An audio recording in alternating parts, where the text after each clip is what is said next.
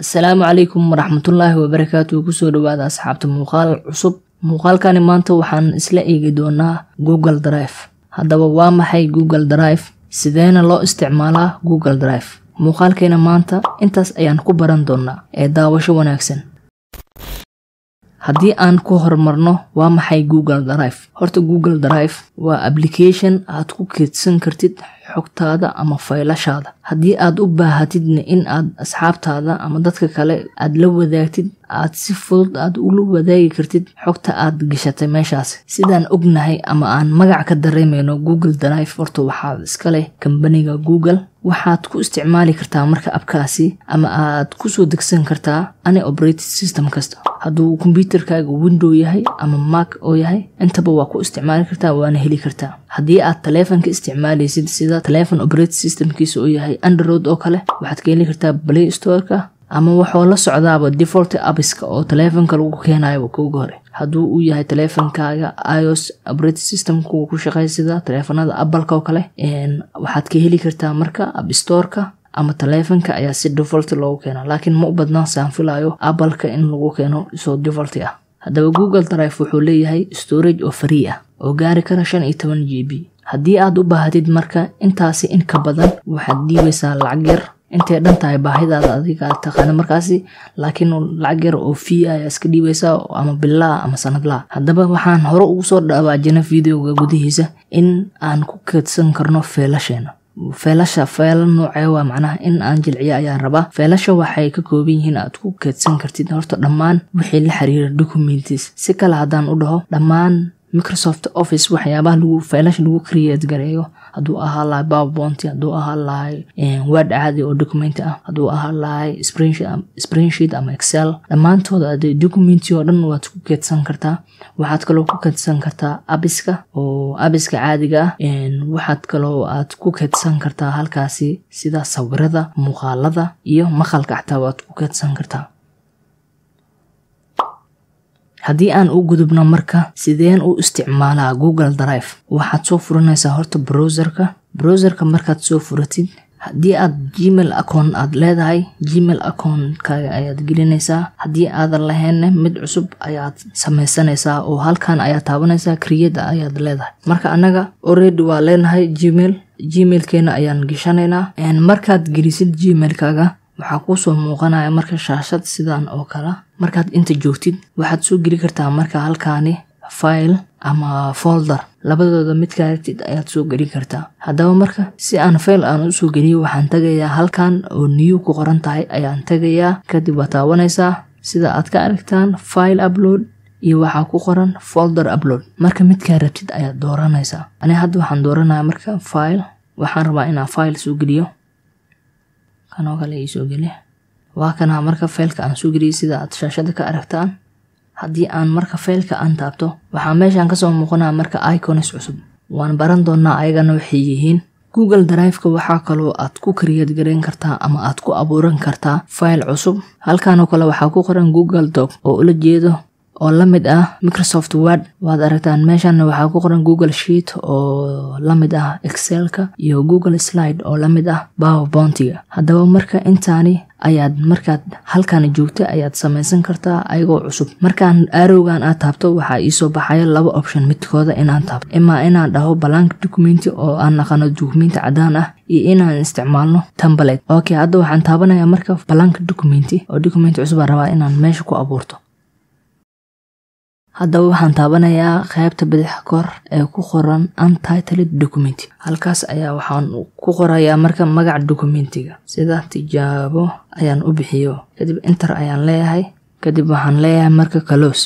sida aad ka arkaysiin marka magaca ayaan ku qoray, mana save gareyn. haddaba Google Drive-ka marka aad joogtid aad documenti abuurtid, ma u baahna marka in aad save gareysid. automatic asiga ayaa isku save gareynayo oo ma u baahna inaad save tiraahdid ama control S iyo waxaas aad taabatid. uma baahna. waxaan kaloo isticmaalaynaa marka template. waan tijaabinaynaa asagana. waxaan taabanaynaa marka Google Doc from template. waad aragtaan marka wuxuu noo soo bandhigo marka templates badan. haddii aad rabtidna waxaad samayn kartaa modify ayaad ku samaynaysaa, macnaha waa sii qurxinaysaa. hadduu ku anficin macnaha qaabka u yaal kan oo kale ayaan dooranaynaa. waa tijaabo oo kaliya. Marka uu soo saaro kadib waxaad ku samayn kartaa marka modify ama waa edit gareyn kartaa oo magacyada iyo qoraalka aad rabtid ayaad ku qoran kartaa markaasi si complete ah. Okay, halkan oo ku qoro kale your company waxa ka dhigaynaa horta channelkeena magaciisa Caaqil Tech. Okay, inta kale marka sidaas ayaad ugu bedeli kartaa. waan ka sii bixinaa asagana marba inaan waqti badan naga sii qaato. waxaan kaloo ku tusi lahaa marka sidee loo create gareeyaa folder. waxaad tagaysaa new ayaa tagaysaa kadib waxaa leedahay folderka magaciisa ku qoro Caaqil la iska dheh kadib create ayaad leedahay. folderka markaad samaysid sidee marka folderka loo geli karaa document ama file. haddii aad rabtid in aad hal file aad gelisid waxaad leedahay left click ayaad leedahay drag ayaad ku sameynaysaa kor ayaad u jiidaysaa macnaha kabacdi folderka ayaad ku diinaysaa. haddii aan folderka double click dhaw on fiiriyo waxaa ku jira marka documentiga ama fileka aan soo geliyay. okay, baag naga dheh. waxaad rabtaa marka hal file ama wax ka badan in aad gelisid marka folderka. lama option ayaad sameyn kartaa in aad drag ku sameysid oo highlight wada saartid lamada file hal mar. list ahaan ayaan ka dhigay kadib waxaa leedahay sidaan drag ayaa ku sameynaysaa lamada file isla markiiba ama waxaad sameyn kartaa control key ayaa taabanaysaa kadib click ayaad ku siinaysaa fileka aad rabtid in aad gelisid folderka. hadda aniga waxaa calaamaystay lama folder. haddii aan rabo folder kale waa ka reebi karaa kan sare ayaan ku darsan karaa. marka optionkaad uu kugu xiran yahay iyo inta file aad rabtid inaad gelisid. sidaasna waxaa waaye sida loogu xareeyo hal file wax ka badan. okay, halkan sida aan ka aragno waxaa noogu qoran my drive. halkan waxaa ku qoran share me iyo other things kale sida trash kale waan arki doonaa asagane. haddii aan my drive taabto waxaad arkaysaa horta halkaasi ama kaaga soo muuqanayo dhammaan folderska aad leedahay ama aad create gareysatay. halkan ay list ahaan ugu soo muuqanayaan si aadan ugu jahwareer macnaha. okay, fileshani file ka mid ah inaan deleedno ayaan isku dayaynaa. click ayaa leedahay kadib halkan sare oo remove-ka ama delete-ka ayaa taabanaysaa. waad aragtaan waan deleedna filekii laakiin sidaasi kuma baxayo. wuxuu leeyahay marka meel waxyaabaha aad deleeda ku keedinayso. halkan oo kale oo ku qorantaa trash ayaa tagaysaa. sida aad u jeedaan waxaa ku jiro fileka aan soo deleednay. kadib waxaan rabnaa in aan halkan ka sii bixino. waxaan leenahay empty trash si toos ah tookadaan u baxay oo meel kale nooguma keedsamayo macnaha. okay, marka waxaan soo geliyay marka file badan. waxaan idin tusi rabaa markaan haddii aad isticmaashid marka Google Drive-ka in badan waxaad meesha soo gashan kartaa macnaha file badan ama xog badan ayaad meesha soo gashan kartaa. marka waxaad u baahan tahay in aad raadisid marka mid ka mid ah. waxaan ku barin doonaa marka sida aad u raadsan lahayd fileska aad meeshan soo gelisay haddii ay xadka ka baxan macnaha. horta mid koowaad waa option in aad halkan tagtid oo search dhahdid kadibna aad qortid magacun. hadda mid ka mid ayaan qorayaa. haddii aan enter dhahay marka waxaa ii soo baxay lama file. sideen ku ogaan karaa marka lamadan file midkoo yahay midka aan rabo. click ayaad siinaysaa mid ka mid ah kadib waxaa leedahay preview macnaha wuxuu ku sahlayaa in aad documentiga aad aragtid isla markii kadibna aad iska xirtidba hadduusan ahayn kaad rabtid. nagasta ayaad leedahay. waad aragtaan labada document horta waa isku mid ah laakiin magacyadan ayay ku kala duwan yihiin aniga. laakiin labada document waa iska mid aniga oo hal xog ayaa ugu qorneed. haddii aan fiiriyo kii hore kan waxaa igu qoran marksheet oo kaliya midkan kalena waxaa igu qoran magacaygo saddexan. sidaas ayaad u ogaan kartaa midka aad rabtay marka inuu yahay. technique kale ayaa jiro ama farsamo kale oo aad ku raadsan kartid marka xogta aad rabtay ama aad ku searching gareyn karto. waxaad taabanaysaa arrowgan oo searching box ku dhex jira qaybtiisa midig ayaa taabanaysaa kadib type ayaa dooranaysaa nooca.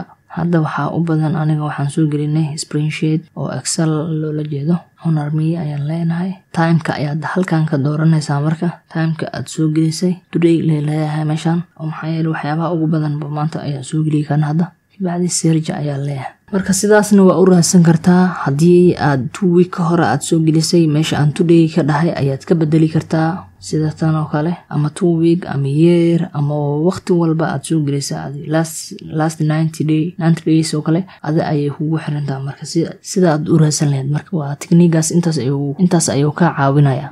waxaan kaloo baran doonaa marka sidee loo share gareeyaa documentigan oo kale adiga ayaa isticmaalaya. waxaad rabtaa marka qof saaxiibkaaga ah inaad u share gareysid. sidee ugu share gareeyaa marka documentiga ayaa dooranaysaa. horta waxaad taabanaysaa marka share ayaad leedahay.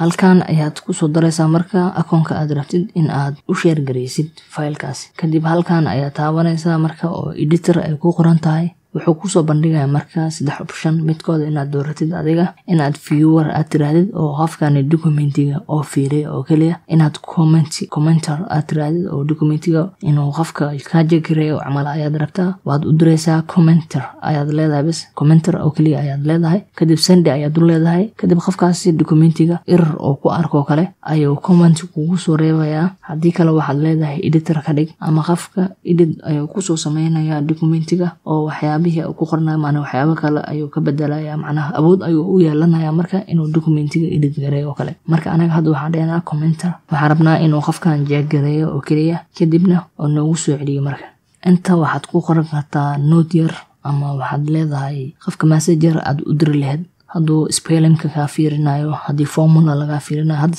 midkan oo kale waa spreadsheet ama excel, marka formula ama si ka noqoto kale ama formula qaldan inaad isticmaasho ayaad waxaad leedahay qofkan oo kale formuladan iga soo sax camal. marka Google Drive aad joogtid wuxuu aad ugu fiican yahay marka qofka waxaad sameey kartiin marka adiga iyo qof kale ama asxaabtaada ama teamwork camal idinkoo team ahaan u shaqeynaya oo kale ayaad hal documenti 3 qof ama 4 qof ama 5 qof camal aad wax ku edit gareey kartiin. macnaha qofkana wax ayuu soo gelinaya documentiga, qofka kalena qoraal ayuu soo gelinaya, qofna sawir ayuu soo gelinaya. teamwork camal waa loo isticmaali karaa Google Drive ka. hadda marka qofkan ayaan u send gareynay, waan fiirin doonaa marka feedback oo noogu soo celiyo. markaad saaxiibkaaga marka aad u send gareysid ama aad u share gareysid oo commentiga ka soo bixiyo, waxaad ku ogaan kartaa halkan ay kugu soo qormayaa commentiga, ama wuxuu ku sheegayaa in faylkaani feedback ama comment laga soo sameeyay. kadib double click ayaan leenahay, waa fiirin doonaa wuxuuna soo dhahay saaxiibkeena. okay, kadib waxaan leedahay open. markaad open tiraahdo kadib waad aragtaan faylka ayuu ku soo furay. wuxuu ahaa horta faylka fayl aan marksheet aniga aan ku diyaarinayay oo assignment ahaan igu soo diray. sida aad qaybtan kor aad ka aragtiin qofka fiiriyay sawirkiisa ayuu meeshan inoo soo dhigay. anaga waxaan ku soo share gareynaa marka hal ciwaan oo kaliya, gmailkayga kala waay ayaan ku share gareeyay. meesha oo commentiga ka soo bixiyayna waa kana halkan waaye oo selkan ayuu ku soo qoray. wuxuuna soo dhahay marka saaxiib way saxan tahay formulada aad isticmaashay. marka waxaan rabnaa marka aniga inaan feedback u celino oo thanks ama waxsaas aan ku dhahno. okay, thanks saaxiib. anagana waa u celinayna marka reply ayaa dhahayna. sidaas ayaa chatting ku sameynaysiin asaga oo documentiga errorka kaaga bixinaya qofka kale. okay, Google Drive ka qaab kale oo waxaa jiro aad ugu share gareyn kartid qof kale haddii aadan qofka akoon aadan ka haynin, oo ah in aad isticmaasho link. haddaba sidee link loo create gareey karaa? markuu halkan ku keeno ayaad waxaad leedahay get link. markaad get link aad tirahdid kadib linkiga waa kana copy ayaad leedahay, kadib dhan ayaad leedahay oo meelo kale ayaa message ku qoran kartaa sida Facebook oo kale, WhatsApp oo kale ayaad ugu diraysaa. kadib marka asaga marka wuxuu soo raacaya marka linkigaas, kadibna documentiga ayuu akhrisanaya. sidaasna waa sameyn kartaa. marka waad mahadsantahay daawashadaada. haddii aad ka heshay marka muuqaalkaani, fadlan ha iloobin inaad channelka subscribe saartid, gambalaalkana fursa aysan ku dhaafin muuqaaladeena soo socdo. waad ku mahadsantahay daawashadaada. siina share gareeyo asxaabtaada kale la wadaag muuqaalka. mahadsanid.